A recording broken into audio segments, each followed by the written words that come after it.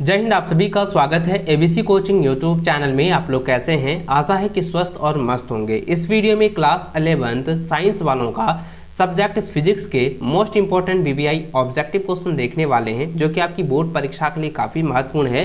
तो सभी छात्र अंत तक बने रहें। वीडियो को लाइक अपने सभी दोस्तों के साथ शेयर करते हुए, चैनल पर पहली बार आए हैं चैनल को सब्सक्राइब करने के साथ बेल आइकन को प्रेस जरूर कर लीजिएगा। तो चलिए बच्चों, क्वेश्चन की ओर चलते हैं। देखिए, सबसे पहला प्रश्न दिया गया है कि 1 माइक्रो बराबर, तो 1 माइक्रो बराबर होता है 10⁻⁻6 मीटर, जो कि ऑप्शन नंबर जो है सी इसका सही आंसर होगा 10⁻⁻6 मीटर। ठीक है, इसको नोट कर लीजिए।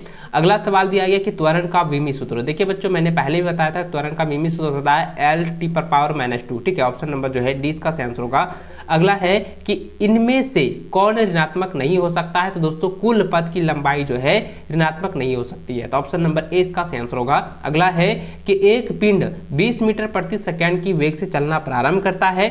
यदि उसका त्वरण 2 मीटर प्रति सेकंड स्क्वायर हो तो 10 सेकंड बाद पिंड का वेग होगा। तो 10 सेकंड बाद यहाँ कह रहा है, तो अब देखिए 20 गुना 2 करते हैं, 20 दूनी कितना होगा 40, और यहाँ पे सेकंड कट जाएगा कितना, सिर्फ सेकंड स्क्वायर तो सेकंड कट जाएगा, तो सेकंड बचेगा ना। तो 20 दूनी कितना हो जाएगा, 20 दूनी 40 सेकंड, यहाँ पे 20 दूनी 40 मीटर प्रति सेकंड हो जाएगा। ऑप्शन नंबर ए इसका सही आंसर होगा। अगला सवाल दिया गया है कि एकांक समय में कण का कोणीय विस्थापन कहलाता है, तो कोणीय वेग कहलाता है, तो ऑप्शन सी इसका सही आंसर होगा। अगला है कि यदि किसी प्रक्षेप का परास 2 कण अल्फा, यहाँ पे क्या है अल्फा है, ठीक, अल्फा तथा बीटा के लिए समान होगी तो क्या होगा, तो अल्फा प्लस बीटा बराबर 90 डिग्री होगा। ठीक है, ऑप्शन नंबर जो है ए इसका सही व सटीक आंसर होगा। अगला दिया है कि प्रक्षेप्य की अधिकतम परास यानी कि आर अधिकतम बराबर होगा, तो इसका फॉर्मूला होता है दोस्तों u²/g। ठीक है, ऑप्शन नंबर ए इसका सही आंसर होगा। अगला है न्यूटन का कौन सा गति विषयक नियम की गति का वास्तविक नियम है, तो इसका आंसर होगा न्यूटन का द्वितीयक नियम। ऑप्शन नंबर जो है बी इसका सही आंसर होगा। अगला प्रश्न है कि प्रकृति में सर्वाधिक प्रबल बल, तो इसका आंसर हो जाएगा दोस्तों ये हो जाएगा ऑप्शन नंबर डी नाभिकीय बल। ऑप्शन नंबर डी इसका सही आंसर होगा। अगला है रॉकेट प्रोपल्शन की संरक्षण के सिद्धांत पर आधारित है, तो ये किस सिद्धांत पर आधारित है बच्चों, ये है रेखीय संवेग के सिद्धांत पर आधारित है, तो ऑप्शन नंबर सी इसका जो है सही आंसर होगा। अगला है यदि अभिलंब बल दुगुना कर दिया जाए तो घूर्णन गुणांक होगा, तो यहाँ पे है घर्षण जो है गुणांक होगा, तो घर्षण गुणांक क्या होगा, वो समान रहेगा, क्योंकि यहाँ अभिलंब बल जो है दुगुना कर दिया जाता है तो घर्षण गुणांक भी दुगुना रहेगा, यानी कि क्या हो जाएगा उसके, यानी कि जितना अभिलंब बल रहेगा उतना ही घर्षण गुणांक रहेगा, तो इसलिए दोस्तों इसका आंसर हो जाएगा ऑप्शन नंबर सी हो जाएगा समान रहेगा। ठीक है, इसको नोट कर लीजिए, ये काफी इंपॉर्टेंट आप सभी के लिए। चलिए अगला सवाल 12 नंबर दिया गया है कि एम द्रव्यमान वाली एक गेंद यू चाल से एक सख्त दीवार से टकराती है और फिर उसी चाल से टकराकर वापस हो जाती है, दीवार के द्वारा गेंद पर आरोपित बल होगा। तो देखिए यहाँ पे क्या है कि एम द्रव्यमान वाली जो है कोई जो है वाली एक गेंद है जो कि प्रारंभिक चाल u से जो वो दीवार से टकराती है, फिर जो है वापस आ जाती है, यानी कि 2 बार वो रिटर्निंग हो रहा है, तो यहाँ पे क्या हो जाएगा -2mu हो जाएगा, यानी कि द्रव्यमान गुना चाल हो जाएगा। ठीक है, इसको आप लोग ऑप्शन नंबर डी जो है राइट आंसर होगा -2mu हो जाएगा। ठीक है, इसको नोट कर लीजिए। अगला सवाल है कि निम्न में से कौन सा एक संरक्षी बल नहीं है, तो दोस्तों ये हो जाएगा घर्षण बल जो एक संरक्षी बल नहीं है, ऑप्शन ए इसका सही आंसर होगा। अगला है कि 1 किलोवाट घंटा यानी कि 1 kW यानी कि 1 kWh बराबर है, तो 1 किलोवाट घंटा बराबर होता है 3.6 गुना 10⁻6 जूल। ठीक है, ऑप्शन नंबर जो है 20 का सही आंसर होगा। अगला सवाल है कि एक करंट 20 सेकंड में 10 मीटर ऊंचाई तक 100 किग्रा के एक द्रव्यमान को उठाती है, तो कौन सी शक्ति होगी, तो कौन सी शक्ति इसमें ज्ञात करने के लिए कहता है। तो अब जरा ध्यान दीजिएगा दोस्तों, इसको हम इससे भाग देते कितना बार में, अब जरा ध्यान दीजिए 5 बार में, तो 5 गुना 10 करेंगे कितना हो जाएगा, ये हो जाएगा, इसको हम करेंगे तो कितना हो जाएगा 50 और यहाँ पे वाट है, तो वाट में क्या हो जाएगा 10 से गुना कर दीजिए, कितना हो जाएगा 500 वाट, तो ऑप्शन नंबर डी इसका सही आंसर हो गया।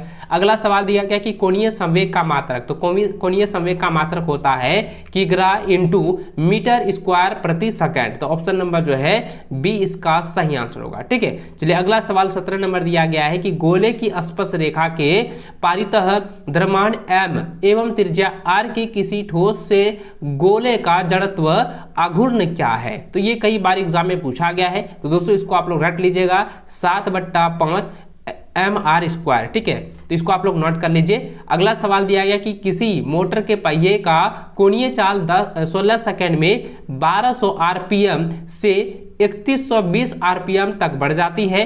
मोटर के पहिए का कोणीय त्वरण, देखिए बच्चों ये जो है ना, पहले भी मैंने आपको जो सेट दिया था उसमें ये सवाल दिया गया है, इसको मैंने अच्छे सॉल्व करके आपको बताया था, उसको देख लीजिएगा। मैं यहाँ पे डायरेक्ट आंसर बताता हूँ, इसका जो आंसर होगा ना ये होगा 4 पाई रेड एस पर पावर -2 हो जाएगा। ऑप्शन नंबर जो है बी इसका सही और सटीक आंसर होगा। ठीक है, अगला है केपलर का प्रथम नियम कहलाता है। तो केपलर का प्रथम नियम कहलाता है कक्षाओं का नियम। ऑप्शन नंबर ए इसका सही आंसर होगा।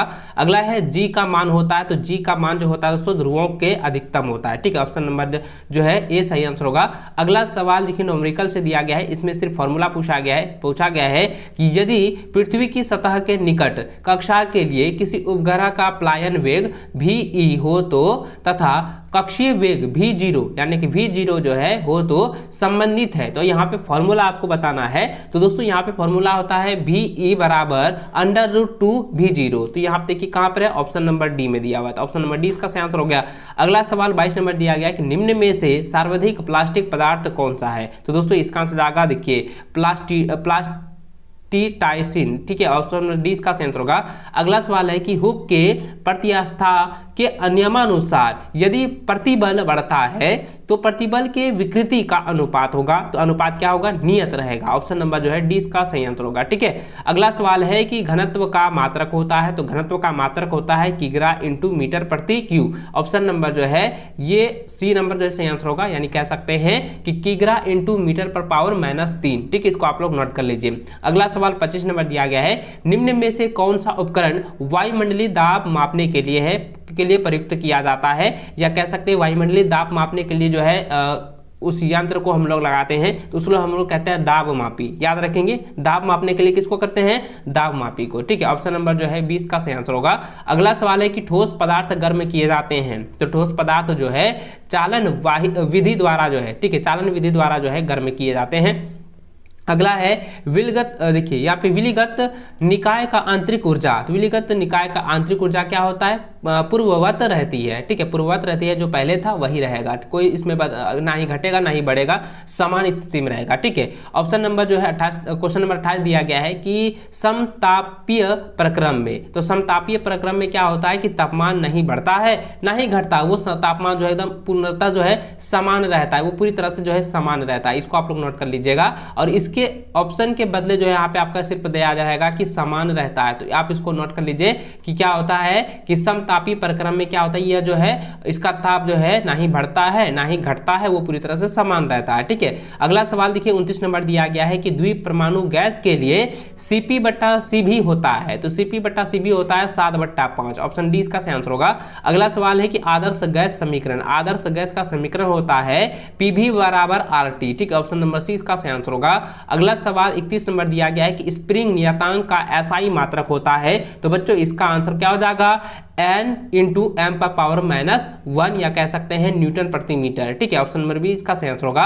अगला सवाल है कि सरल आवर्त गति करते हुए कण का आयाम a एक आवर्तकाल के कण द्वारा तय की गई दूरी क्या है। तो इसका आंसर क्या हो जाएगा, 4a हो जाएगा, क्योंकि ये जो है चौगुनी हो जाएगी। ऑप्शन नंबर डी इसका सही आंसर होगा।